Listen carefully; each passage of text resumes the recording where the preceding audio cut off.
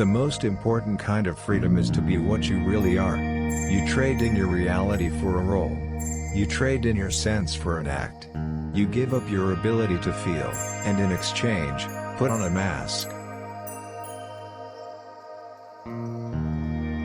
Expose yourself to your deepest fear. After that, fear has no power, and the fear of freedom shrinks and vanishes.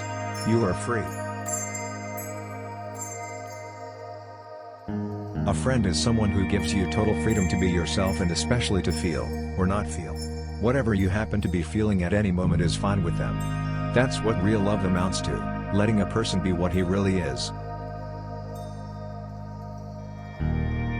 I think of myself as an intelligent, sensitive human being with the soul of a clown, which always forces me to blow it at the most important moments. The most loving parents and relatives commit murder with smiles on their faces.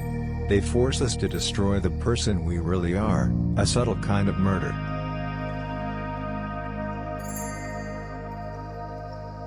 There are things known and there are things unknown, and in between are the doors.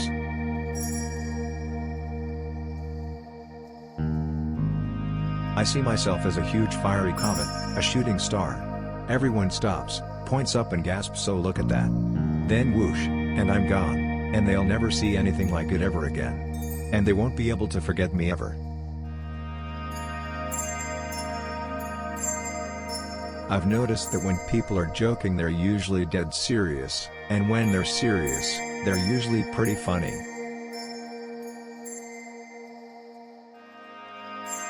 Listen, real poetry doesn't say anything, it just ticks off the possibilities. Opens all doors. You can walk through anyone that suits you. Death makes angels of us all and gives us wings where we had shoulders round as ravens' claws.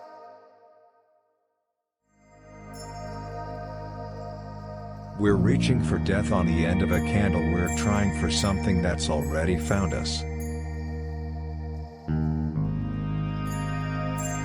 People fear death even more than pain.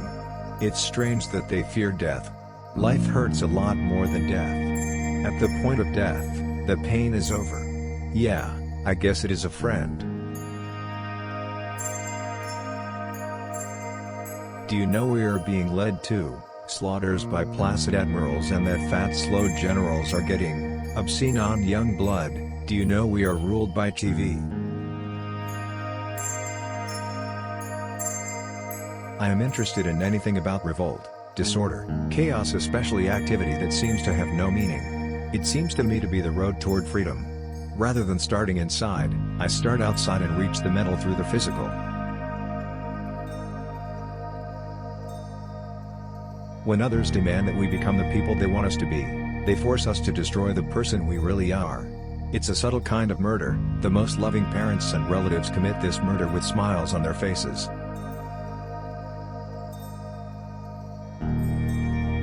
That's what real love amounts to, letting a person be what he really is. Most people love you for who you pretend to be. To keep their love, you keep pretending, performing. You get to love your pretense. It's true, we're locked in an image, an act. We fear violence less than our own feelings. Personal, private, solitary pain is more terrifying than what anyone else can inflict. Each generation wants new symbols, new people, new names. They want to divorce themselves from their predecessors.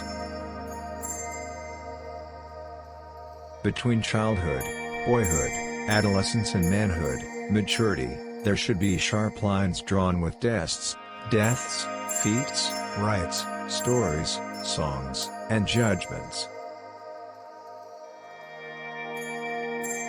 Blake said that the body was the soul's prison unless the five senses are fully developed and open. He considered the senses the windows of the soul. When sex involves all the senses intensely, it can be like a mystical experience.